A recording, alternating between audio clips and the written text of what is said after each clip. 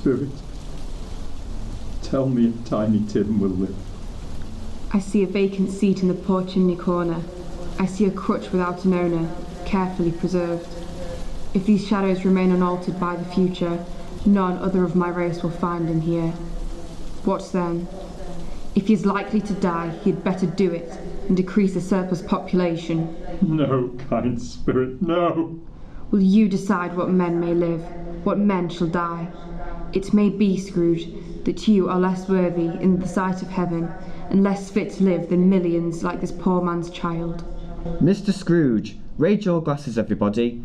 I'll give you Mr. Scrooge, the founder of this feast. The founder of the feast, indeed. I wish I had that nasty, mean old Scrooge with us here. I'd give him a piece of my mind to feast upon, I would, and I hope he'd have a good appetite for it. My dear, the children, it's Christmas Day. It should be Christmas Day, I am sure. On which one drinks the health of such a hateful, mean, hard, unfeeling man as Mr. Scrooge. You know he is, Robert. Nobody knows it's better than you do, you poor fella. My dear, it's Christmas Day. Oh, I'll drink his health for your sake and because it's Christmas.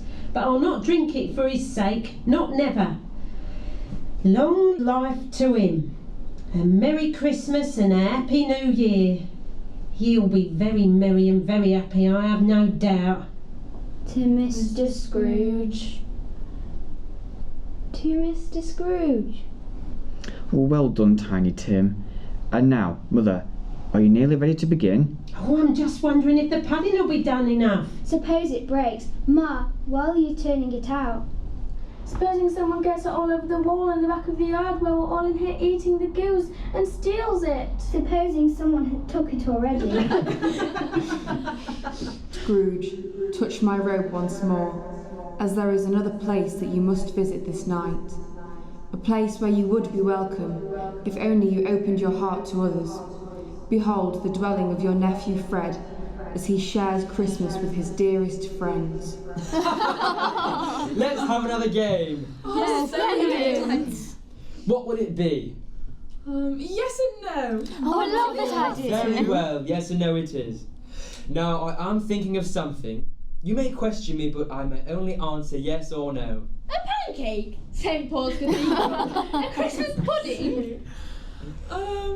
Is it in this room? No. Is it in London? Yes. Yes. A giraffe? The one at the zoo? No. Is it a building? No. Is it a street? Is it this street? No and no. A district? No. Is it alive? Yes. Oh, brilliant. Is it an animal? Yes. A wild animal? Yes. A tiger? No. A leopard? No. A duck-billed platypus? A what? No. A snake? An alligator? Shark? Tupper's dog, Billy? No, and no. A bear? A bull? Ape? Boar? No. Is it not a friendly animal? No. Pleasant? No. A wombat? Pardon? No. Is it led on a chain? No. I know! I have it, Fred. Your favourite. I have it. An African giraffe. You already said that. No. So a wild animal, an unpleasant animal, lives in London, is not led around on a chain. A human animal? Yes. A human animal that talks Occasionally. Yes, I should say. and roams around London uncaged. Yes. Oh, splendid, I have it, Fred. She doesn't. Then what is it?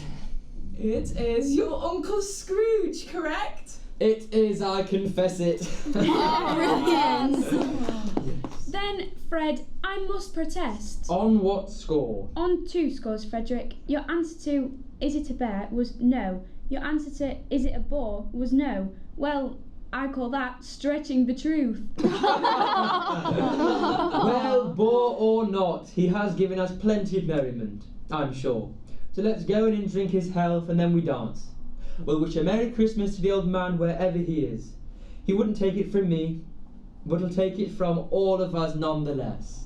To Uncle Scrooge! You have grown older whilst we have been watching the Cratchits. Your hair is grey. Our spirits' lives so short.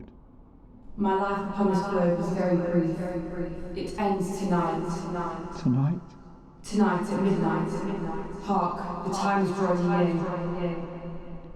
Forgive me if I am not justified in what I ask, but I see something strange and not belonging to yourself. It's protruding from your skirts. Is it a foot? A claw? It might be a claw, for all the flesh there is upon it. Look here. There. Spirit, are they yours? The boy is ignorant. This girl is want. Beware them both and all of their debris. Oh, have they no refuge or resource? Are there no prisons? Are there no workhouses? Scrooge and his spirit were again on their travels, which they saw, and many homes they visited. The spirit stood beside sick beds, and they were cheerful. On foreign lands, and they were close to home. By struggling men, and they were patient, and still in hope. By poverty, and it was rich. In poorhouse, hospital, and prison, wherever the hand of man had not barred the door to Christmas, there they were, and Scrooge learned its meaning. It was a long night, if it was only a night. But Scrooge had his doubts about this, because they travelled through all 12 days of Christmas, leaving at last the children's 12th night party. Scrooge saw that time for the spirit's departure had come. Scrooge was troubled. Spirit, tell me if Tiny Tim will live. I see a vacant seat in the poor chimney corner. I see a crutch without an owner, carefully preserved. If these shadows remain unaltered by the future, none other of my race will find him here. What then? If he is likely to die, he'd better do it, and decrease the surplus population. No, kind spirit, no! Will you decide what men may live, what men shall die? It may be, Scrooge, that you are less worthy in the sight of heaven, and less fit to live in millions like this poor man's child. As the last stroke of 12 ceases to vibrate, Scrooge remembers the prediction made by his partner, Jacob Marley. Lifting up his eyes, he sees another solemn phantom. It is the third spirit, draped and hooded entirely in black, that comes like a mist along the ground towards him.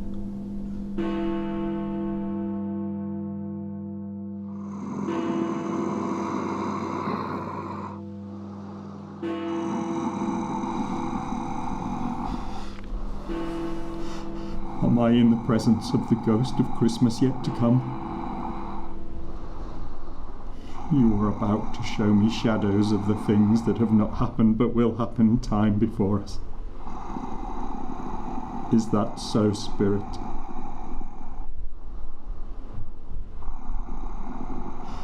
Ghost of the future, I fear you more than any spectre I have seen. But as I know your purpose is to do me good, and as I hope to live to be another man from what I was, I am prepared to bear your company. And I will do it with a thankful heart. Will you not speak to me?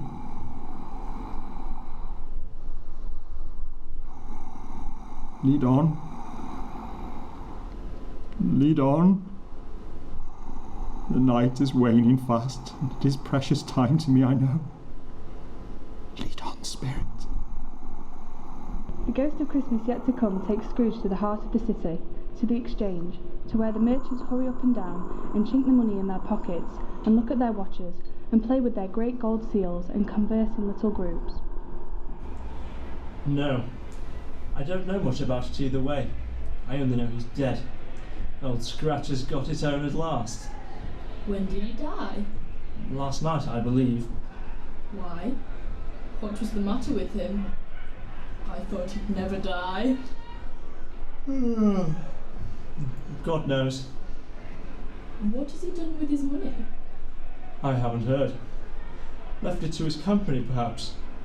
He hasn't left it to me. That's all I know. It's likely to be a very cheap funeral, for upon my life, I don't know of anybody to go to it. Suppose we make up a party and volunteer? I don't mind going if a lunch is provided, but I must be fed if I'm to be one. Well, I never wear black gloves. I never eat lunch, but I'll offer to go, if anybody else will. When I come to think of it, I'm not sure that I wasn't his most particular friend. At least we used to stop and speak whenever we met. Goodbye. Someone has died, Spirit. Who has died? Who was this friendless person they were speaking of? Where are you taking me, Spirit? I have never been in this part of the town before.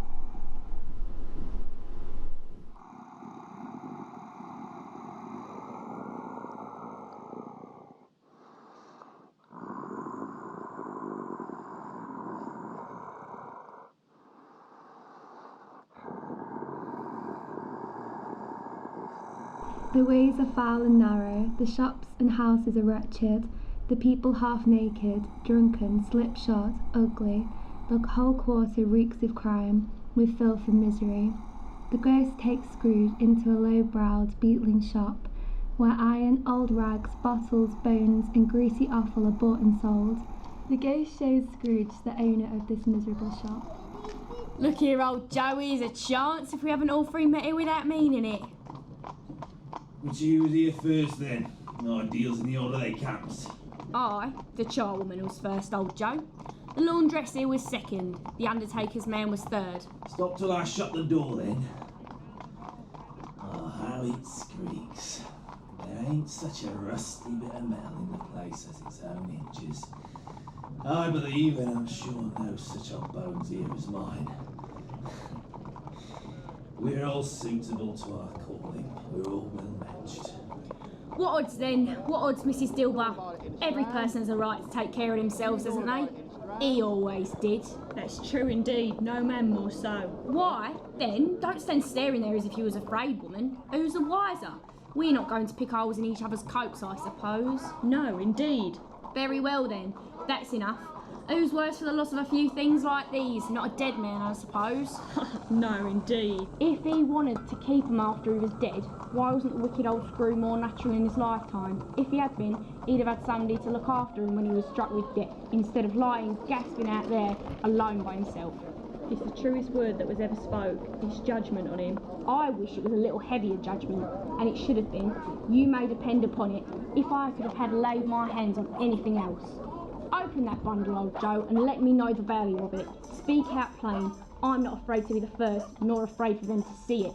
We knew pretty well that we were all helping ourselves to the old miser's things before we met here. I believe it's no sin. Open the bundle, Joe. Yeah, not up to much. Say a penny or two. Oh dear. Well, there is the brooch the old miser used to wear.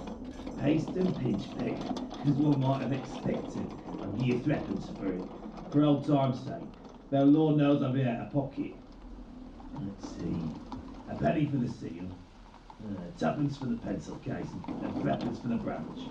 5 pence in all. I've been robbing myself. I wouldn't be giving you as much as 6pence if I would have been boiled alive for not doing it. Now who's next? Here's the old miser's sheets. Stained and rotted, no use, even as rags. Here's the old miser's towels. I wonder what he'd be using them for. You better get rid of them quickly. Here's the woolen comforter the old miser was wearing when he passed away. Bury it in the garden. Something might come up. Give you a penny for it. On the off chance, anyhow. And now, undo me other bundle, old Joe. What do you call this, eh? Bed curtains. Ah, bed curtains. What else? You don't mean to say you took all his bed curtains down, rings and all, while the old miser was still lying there, before he patted his grave? Yes, I do. Why not? You were born to make your fortune, and you'd clearly do it. I certainly shan't hold my hand back. Not if I can get anything by reaching it out. Not for the sake of such a man he was, I promise you, Joe. There's his blankets in here. His blankets? The miser's blankets? Whose else do you think? He isn't likely to take cold without 'em now. I hope he didn't die of anything catching, eh? Don't you be afraid of that. I ain't so fond of his company that I'd loiter about him for such things if he did. What's this? A shirt? Aye, you may look through that shirt till your eyes ache, but you won't find a hole in it, nor a threadbare place. It's the best he had, and a fine one too. They'd have wasted it if it hadn't been for me. What do you call wasting it?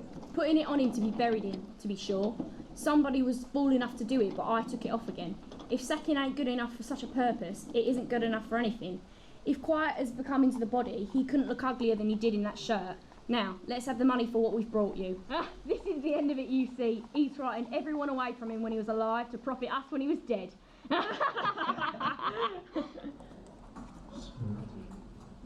I see. I see. The case of this unhappy man might be my own. My life tends that way now. What are you showing me? Don't take me any further.